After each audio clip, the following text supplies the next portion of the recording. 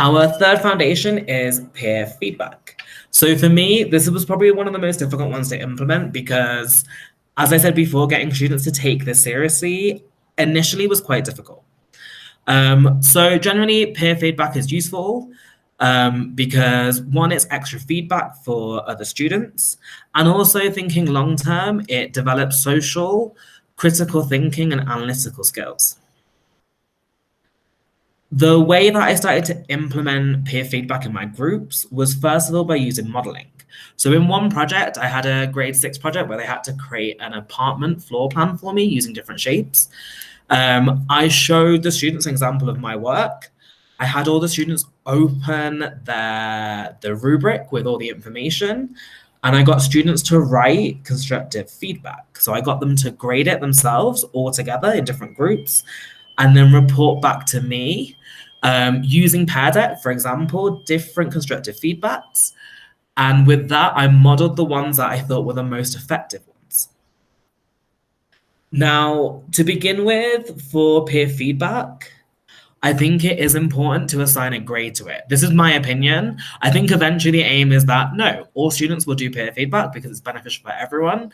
But I think when we're first implementing it, that's not practical. So what I do is that I grade the feedback that they give in terms of quality and if it's constructive and if it actually is useful feedback. One thing that I think is important at the end of doing a peer feedback session is to let the student reflect and think about how they can improve their own work.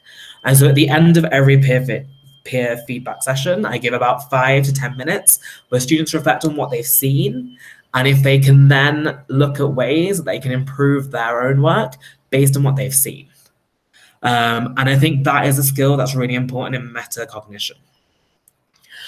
Ways that I do this is that I use Google Forms more than anything, which I'll show you some examples of in the next slide. But also another app that I've seen today, which I think will be really useful depending on the type of work you're assessing, is one called PeerGrade.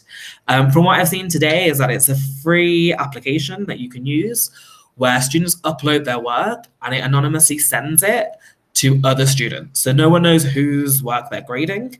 The student can provide feedback, send it back, and as a teacher, you can look over it. So depending on what you're teaching, that might be a useful application to use for peer grading. As I said before, I use Google Forms. And so this is a screenshot of that project that I was talking about, where I upload the rubric and get students to pick which one of the rubrics the student deserves. And the thing that I like the most, what I've attached at the bottom, is the feedback that I got. So this was from a grade 6 project. And I think the feedback that the student has mentioned, so because they have some really innovating ideas, but they do not include at least one triangle that would make the apartment way better, and they have lots of doors that could be useful in other things, they also have some empty rooms that really can have potential. For me, from a grade 6 student, I think that level of feedback is very good. Like that level of peer feedback is very good. It's constructive. They looked at the rubrics.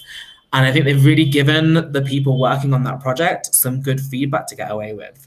And for me, I reached that level using the modeling technique that I mentioned before. So again, modeling, initially having a bit of assessment attached to it, and then modeling the behavior and the level of feedback, peer feedback that we need, are definitely the starting blocks for this fundamental.